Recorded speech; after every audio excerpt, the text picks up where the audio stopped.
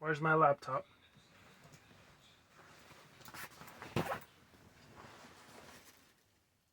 Where's my laptop?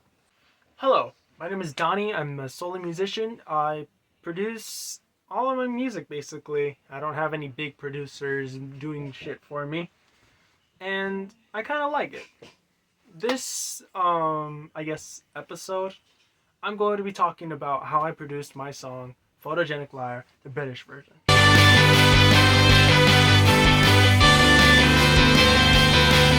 Photogenic Liar is a song that I wrote trying to be Lovejoy. I purposely try to be Lovejoy in this song. And this isn't the first time I've tried to impersonate a band. For example, the song Emophilia.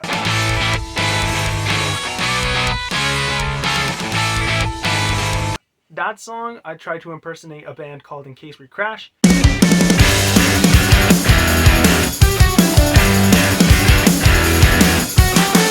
You can kind of hear somewhat how like those sounds come, like you can hear some similarities from that band to like that song, but I try to add my own little twist to things. This song, I was just strictly trying to be Lovejoy.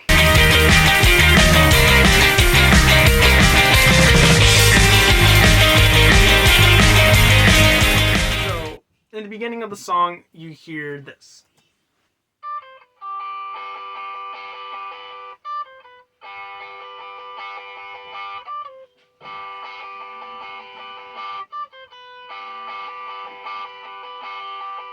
That is basically the intro, and that is basically half of the intro of the chorus, which you hear in the end as well. That was basically what led the entire song. I had a voice memo and a melody in my head, and it was that melody you just heard. I immediately went to recording, went to like trying to write more things for that, and even was just astounded by it.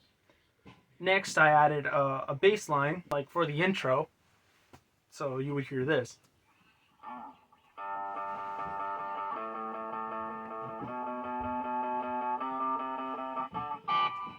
And then I added some reverb onto the chorus, so it would sound more spacious and more nice.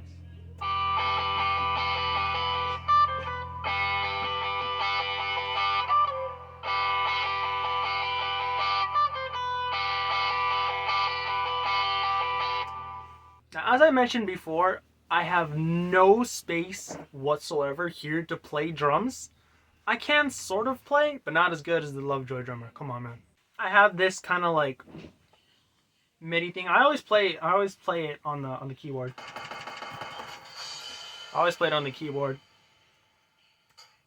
I always play it here on the keyboard. Well, not on the keyboard, on the computer itself.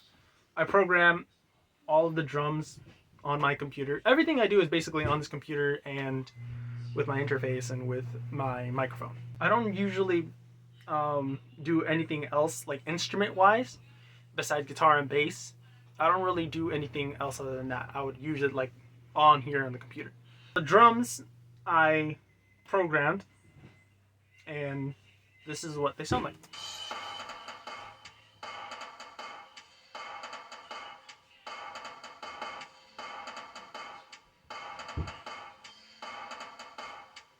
Dun, dun.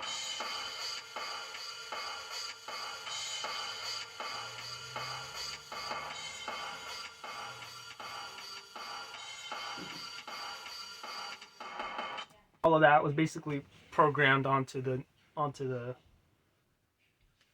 computer. The rhythm part, I did alternate recordings, so I would record the like actual guitar track. Like I didn't record it with the acoustic, but what I loved about this song was the fact that in the chorus, like the actual chorus, like photogenic liar, I do. You're just a photogenic liar, a model in distress, proper movie star, anything for publicity. What I love about that chord progression for the actual chorus is the fact that I take away only I make one difference in the note, and it ends up making the whole thing sound nicer. I recorded it with this bad boy right here. I recorded it with this guitar. I set it to like, I believe the treble setting, the amp setting, or the mid setting. I can't remember. But I set it into one of those. I never really record my guitar with like the most heaviest of things. And most of the guitar work is going to be with that guitar that you just saw.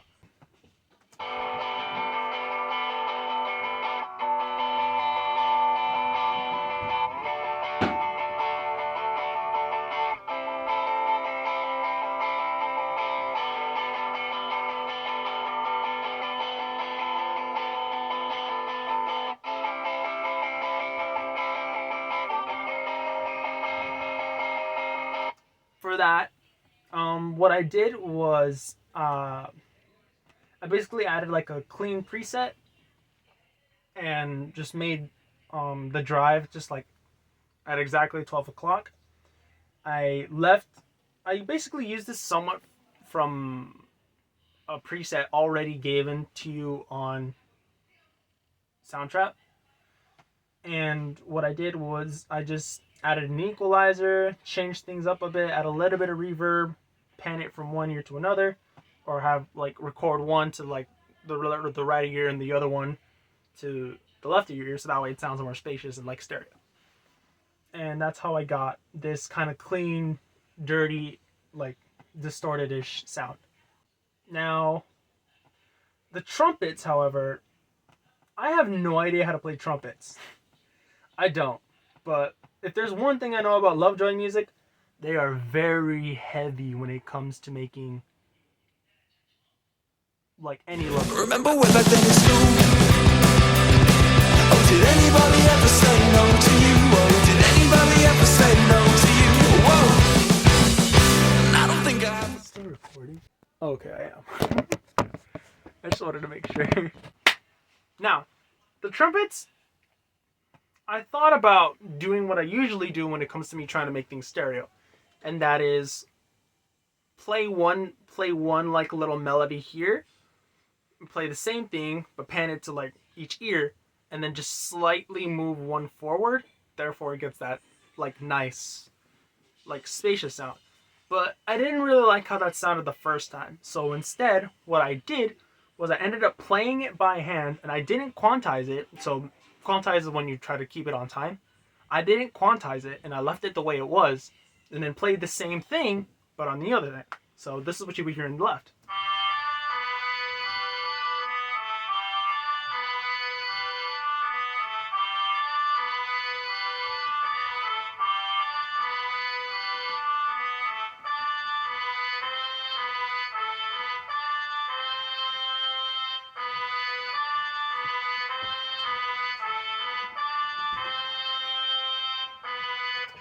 And then I played the same thing, just I didn't quantize it. So that way you get that spacious sound.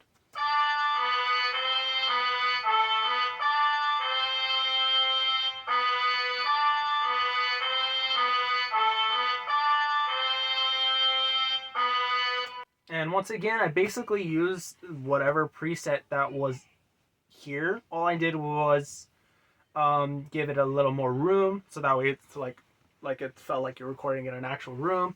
I made it just a tiny bit. I added like a brighter thing, so like it tastes like it kind of has more treble to it, and added a compressor, and I left it to, I believe, 3:111. I don't know how to do the ratio thing.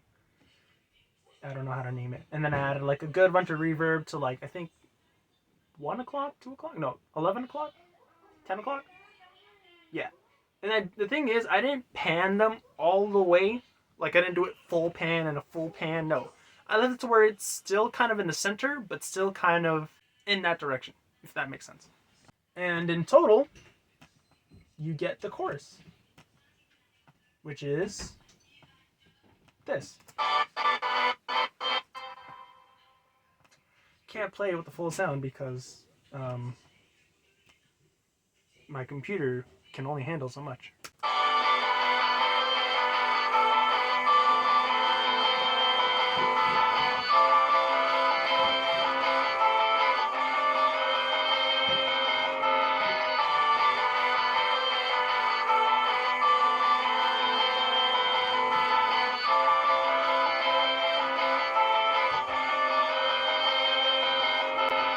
Okay, something I forgot to mention. So, as you can hear, there's a different kind of lead that plays when in the actual chorus, and I wanted to do something kind of in the sense of what is it?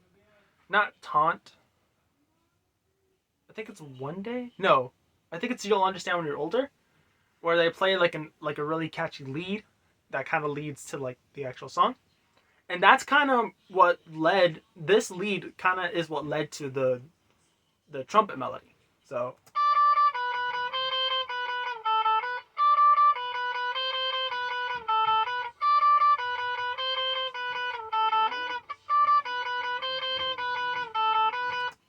and it's just that the entire time.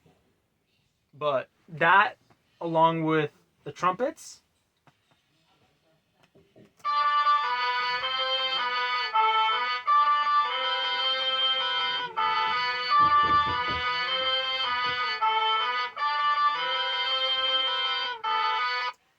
it kind of has like some dissonance, but it sounds cool.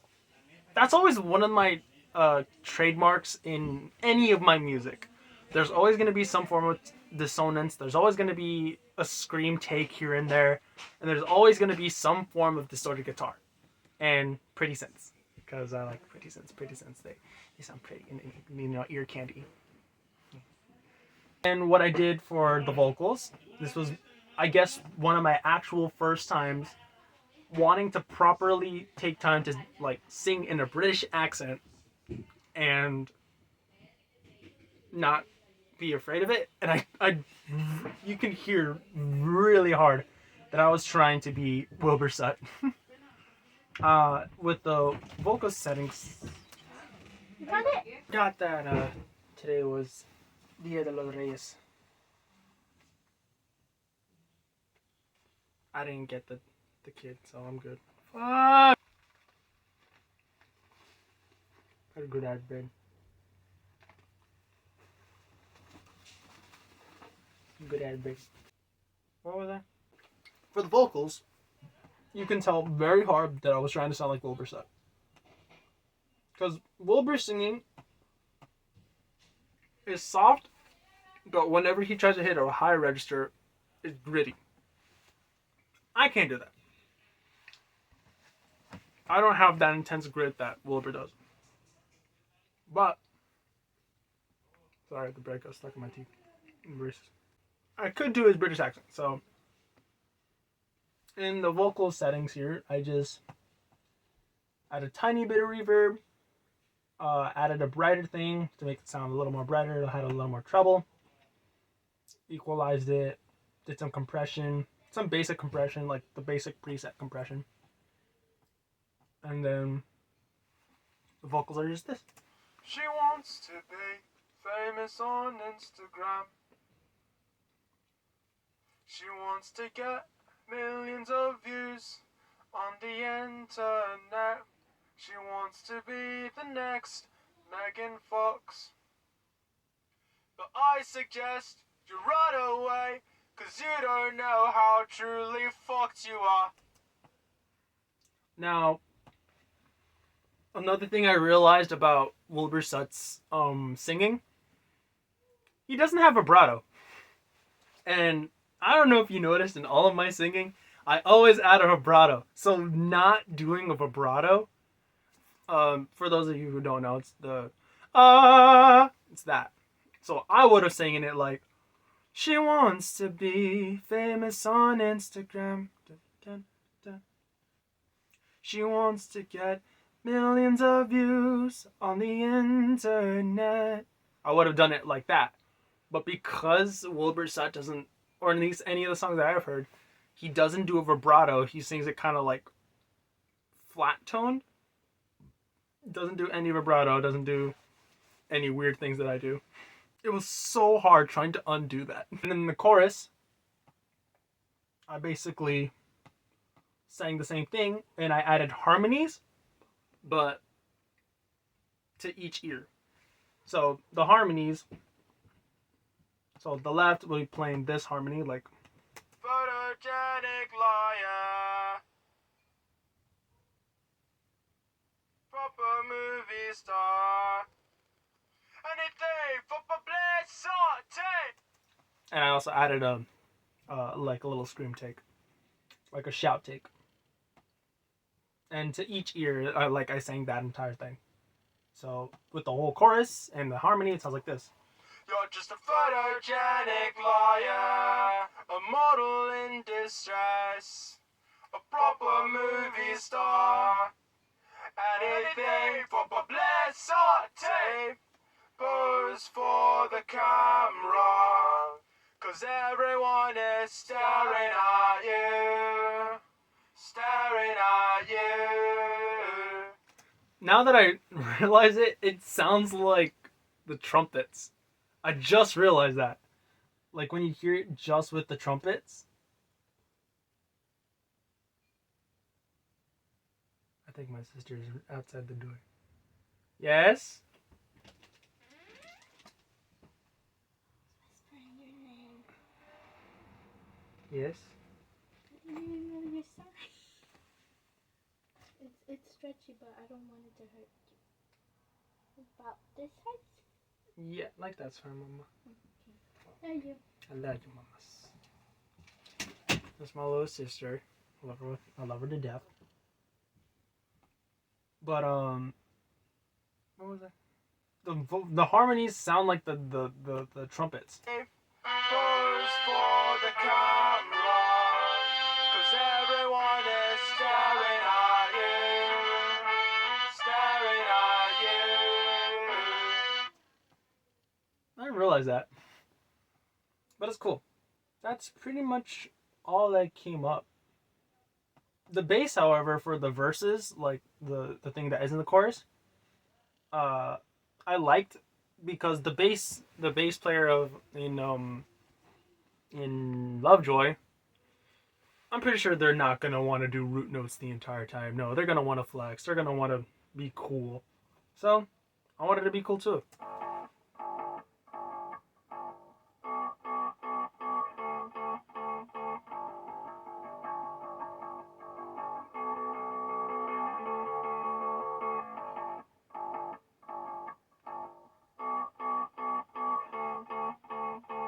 Because I'm pretty sure I couldn't like keep it like for the chorus.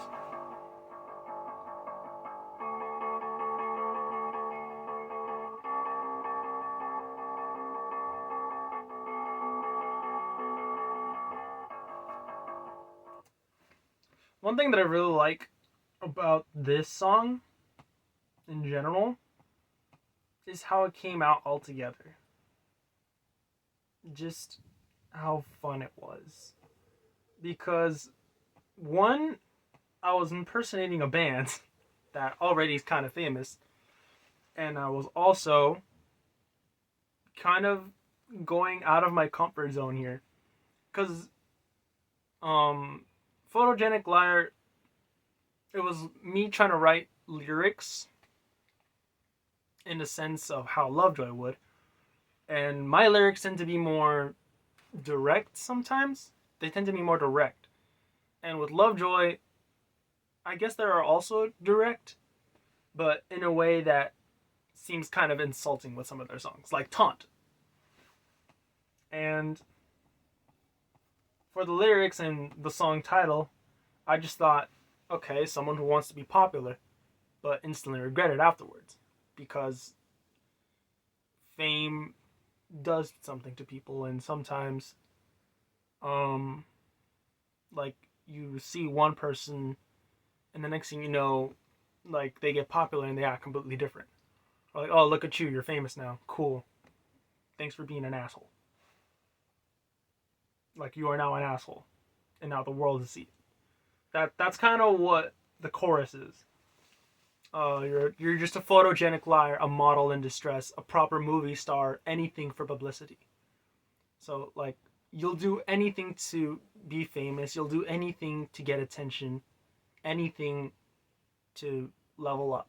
Pose for the camera, darling. Because everyone is staring at you. Like, go ahead, pose. Go ahead, do what you need to do. Everyone's looking. Everyone's waiting for your next move. Yeah, that's pretty much what went into making Photogenic Liar. It was really fun, and something I liked doing because it was a little bit out of my comfort zone, and singing in a British accent, which is once again is out of my comfort zone. But it was cool. I really liked how this song came out. Thank you for watching and putting up with my weirdness. And I have a bunch of other music that you might like. Maybe not like this, but a lot of like pop punk, a lot of like post-hardcore, a lot of emo shit. Because I grew up with a lot of emo music. Sleeping with Sirens, Bring Me the Horizon, freaking Pierce the Veil. Pierce the Veil mainly. You can hear some of that, and especially in Drop Dead. And Needs. So I suggest That's it.